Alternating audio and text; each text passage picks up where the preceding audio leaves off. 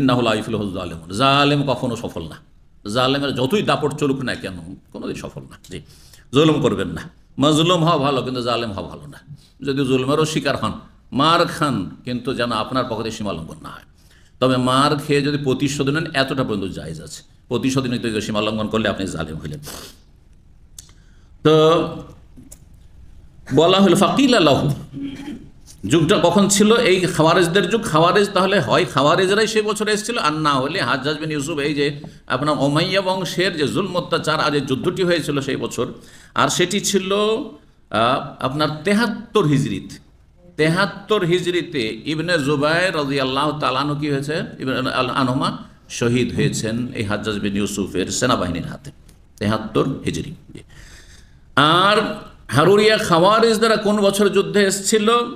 ইতিহাস বলছে 64 হিজরিতে। 64 আর 73 প্রায় 9 বছর।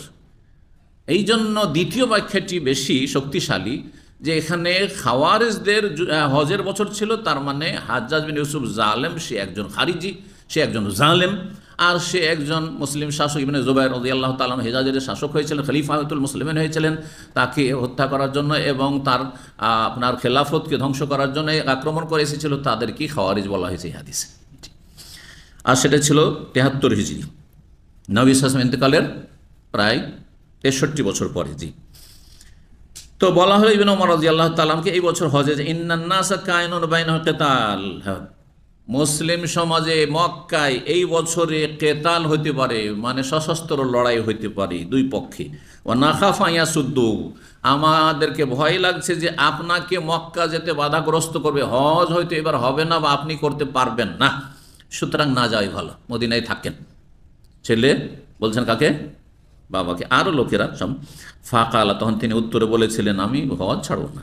লাকাদ কানা লাকুম ফি রাসূলিল্লাহি উসওয়াতুন হাসানাহ, আল্লাহ বলছেন যে তোমাদের জন্য রাসূলুল্লাহ সাল্লাল্লাহু আলাইহি ওয়াসাল্লামের মধ্যে রয়েছে উত্তম আদর্শ। রাসূলুল্লাহ আদর্শ হুদায়বিয়ার ঘটনায় মওজুদ রয়েছে, যে আমরা আল্লাহর ঘর জিয়ারতে যাব, হজ বা উমরায়, আর রাস্তায় যদি কোনো জালেমে বাধাগ্রস্ত করে, সেখানে হালাল হয়ে যাব, কারণ ইচ্ছা করে আমি এহরাম খুলিনি, আমাকে বাধ্য করা হয়েছে। জি, আর সেখান থেকে হালাল হয়ে চলে আসবো, হজের সব পেয়ে যাবো, উমরার সব পেয়ে যাবো।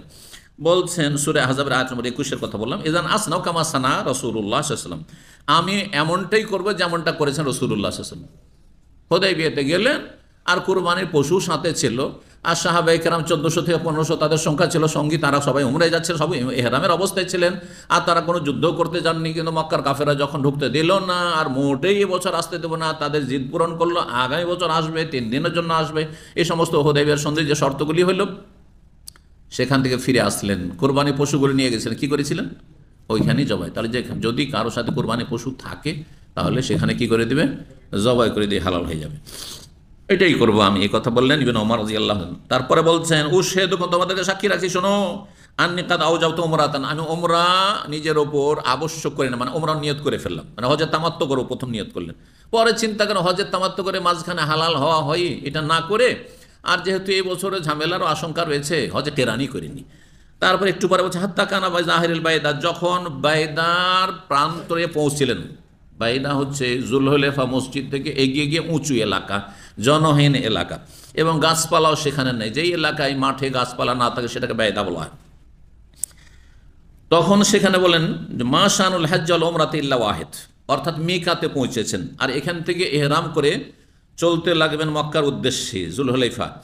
বলছেন যে হজ উমরার অবস্থা তো একই রকম, দুটো বিধিবিধান এহরাম একই রকম, সুতরাং উশহিদুকুম, তোমাদেরকে সাক্ষী রাখছি, আন্নী জামাত হাজ্জাতান মা উমরা, আমি উমরার সাথে হজও একত্রিত করে নিলাম। তার মানে কোন হজ করলাম?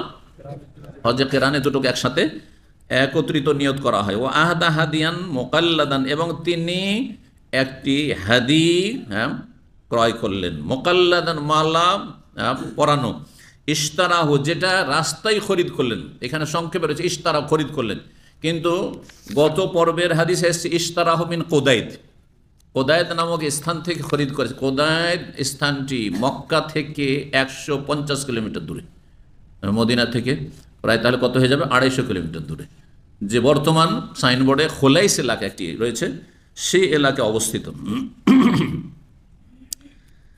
বলছেন তারপরে হাদি নিয়ে মক্কা সাত্তা কাদেমা মক্কায় আসলেন, ফাতাফা বিল বাইত ওয়া বিসসাফা, বাইতুল্লাহর তওয়াফ করলেন, সাফা মারওয়া সাই করলেন, ওয়ালাম ইয়াজিদ আলা, আর কিছু করলেন না, মানে হালাল হলেন না, চুল কাটলেন না, কারণ হজ্জে কিরান যেহেতু করেছেন হালাল হতে পারছেন না। ওয়ালাম ইয়াহলিল মিন শাইইন, আর হালালও হইলেন না, জি হারামা মিনহু, যা কিছু তারপর হারাম হয়েছে সেগুলোতে হালাল হইলেন না, অর্থাৎ তিনি ইহরাম খুললেন না। হাত্তা ইয়াউমিন নাহরে, কোরবানি ইয়াউমান নাহরেও পড়া যায় আর ইয়াউমিন নাহরে পড়া যেতে পারে, হারফে জার বললে ইয়াউমিন নাহরে হবে। কোরবানির দিন পর্যন্ত তিনি হালাল হলেন না, 10 তারিখে হালাল হবেন যারা হজ্জে কিরান করবেন একসাথে। ফাহালাকা, তারপরে 10 তারিখে মাথা মুন্ডন করলেন, ওয়া নাহারা, আর কোরবানি করলেন, ওয়া রা, আর তারপরে তিনি মনে করলেন আন কাদা তাওয়াফাহু লিল হজ্জ ওয়াল উমরা বিতাওয়াফিল আউয়াল, প্রথম যে সাফা মারওয়ার সাই করেছি যখন প্রথমে এসে মক্কা পৌঁছে, সেটা দিয়েই আমার কাজ হয়ে গেল। এখানে তাওয়াফ বলতে সাফা মারওয়ার তাওয়াফ, সাফা মারওয়ার একটি সাই যথেষ্ট, কোন ক্ষেত্রে? হজ্জে কেরানের ক্ষেত্রে। এটা একাধিকবার বলেছি, আবার বলছি, এটা হচ্ছে সঠিক মত শাফেঈ, মালিক, আহমদ এবং আহলুল হাদিসদের মত। পক্ষান্তরে হানাফি মযহাব হচ্ছে যে হজে তামাত্তু করলেও 2টা সাই ফরজ, আর হজে কেরান একসাথে করলেও 2টো সাই তাদের কাছে ফরজ, তাহলে অতিরিক্ত একটি সাই তাদের কাছে ফরজ রয়েছে।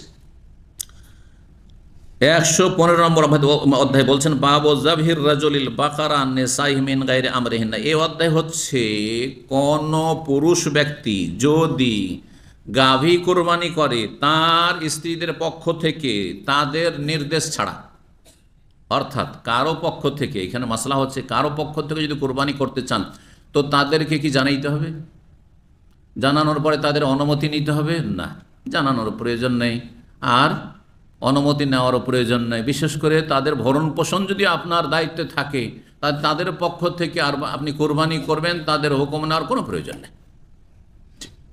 বাপ মায়ের সাথে আছেন, আর বাপ মা সংসারে এখন তাদের ইনকাম সোর্স কিছু নেই, আর নিজের সম্পদ কিছু নেই, তাহলে বাপ মায়ের পক্ষ থেকে আপনি কোরবানি করছেন, নিজের কোরবানি হয়তো আলাদা করে বাপ মায়ের কোরবানি করছেন, অথবা আপনার কোরবানিতে বাপ মায়ের নিয়ত সামিল করছেন, যেটা সবচেয়ে, যদি একটি পশু করেন তাহলে নিজেকে, নিজের পরিবার এবং বাপ মা যদি আলাদা তাদের ইনকাম না থাকে বা সম্পদ না থাকে, তাহলে একটি কোরবানিতে সবার নিয়ত করবেন।